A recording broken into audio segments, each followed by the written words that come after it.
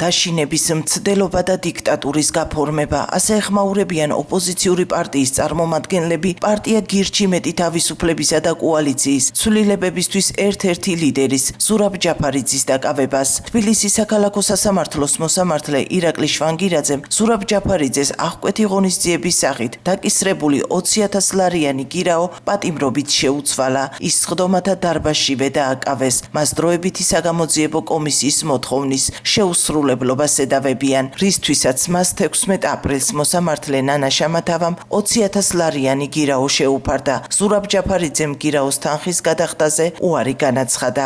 არალეგიტიმური ხელისუფლება და ივანიშვილი ზურაბ ჯაფარიძის დაკავებით ფიქრობს, რომ ჩაახშობს იმ თავისუფალ ხმას, რომელიც ქვეყანაშია, ცდილობს მან დიქტატურა საბოლოოდ გააფორმოს და ამით ასიამოვნოს პუტინს, მაგრამ რა თქმა უნდა ეს ქვეყანაში მას არ გაუვა, კიდევ უფრო მეტ ფასს გადაიხდის ის აი ამ დემოკრატიის ასე უხეშად დარღვევისთვის და რა თქმა უნდა ის დატოვებს ხელისუფლებას თანაც ძალიან მალე.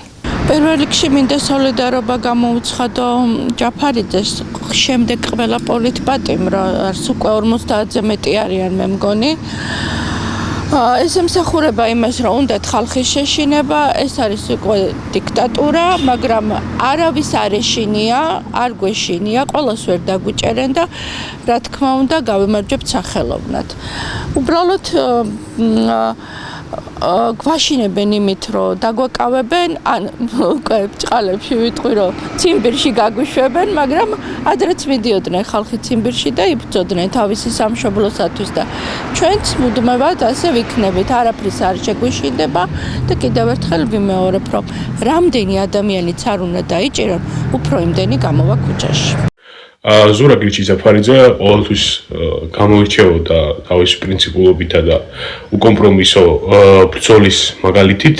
სწორედ ეს გუშინდელი ამბავიც იყო ამის ერთ-ერთი მაჩვენებელი. მან ჯარიმის არ გადახდით, წულუკიანის არალეგიტიმურ კომისიას არ მისცა ლეგიტიმაცია და თავისი გააზრებული გადაწყვეტილებით გააკეთა ის, რაც გააკეთა და ჩემი სუბიექტური აზრით ეს არის ყველაზე გამართლებული ქმედება დღევანდელ ვითარებაში. ზოგიერთების აზრით თითქოს და ჯარიმის გადახდა პოლიტიკური მნიშვნელოვანი სვლა, მაგრამ ეს არის შეცდომა. სწორედ სურას ქმედება არის ყველაზე სწორი და კომპრომისო, რაც დღევანდელი რეჟიმის წინააღმდეგ აუცილებლად იმოქმედებს, რაც შეეხება იმას, რომ თითქოს და ციხეში დაისვენებს და რაღაცა კომფორტის ზონა ექნება. ეს არის კრაისიცრუა ციხეში არავინ არ ისვენებს. ქართულ ოცნებაში ამბობენ, რომ ორმაგი სამართალი ვერ იმუშავებს და კანონი ყველასთვის კანონი უნდა იყოს. ვერ ჩამოყალიბდნენ, ანუ ერთი ჯგუფი, ეს ოდიოზური ოპოზიციისა, რადიკალური ოპოზიციისა, მათ ზოგიერთ წარმომადგენელი გირაოს იხდის, ზოგისა არ იხდის, ზოგი სასამართლოს სტომაზე უნდობლობას უცხადებს სასამართლოს, ზოგი არ უცხადებს, კომისიაზე არ მიდიან.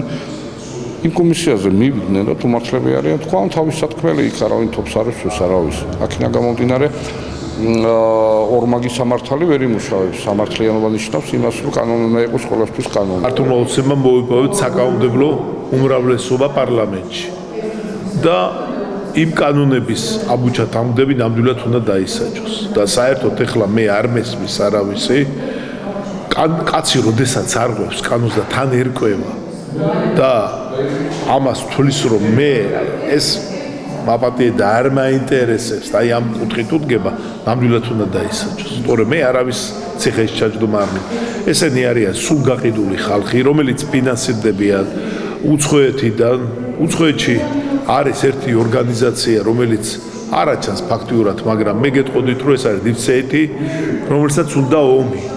ამის ერთ-ერთი მამამთავარი არის პუტინი. შეგახსენებთ, რომ 10 დღის წინ თბილისის საქალაქო სასამართლომ თავდაცვის ყოფილ მინისტრს ირაკლი ოქრუაშვილს აღკვეთი ღონისძიების სახით დაკისრებული 20,000 ლარიანი გირაო პატიმრობით შეუცვალა. ზურაბ ჯაფარიძის მსგავსად მასაც ბრალი სისხლის სამართლის კოდექსის 349 მუხლით წარუდგინეს, რაც საქართველოს პარლამენტის დროებითი საგამოძიებო კომისიის მოთხოვნის შეუსრულებლობას გულისხმობს. აღნიშნული ისჯება ჯარიმით ან 1 წლამდე პატიმრობით. ამავე საქმეზე ბრალი უკვე წაუყენეს და აღკვეთი ღონისძიებად გირაო შეუფარდეს შემდეგ პოლიტიკოსებს ნიკა მელიას 50,000 ლარი, მამუკა ხაზარაძეს და ბადრი ჯაფარიძეს 50,000 ლარები, გივი თარგამაძეს 10,000 ლარი, გიორგი ვაშაძეს 50,000, ნიკა გვარამიას 30,000.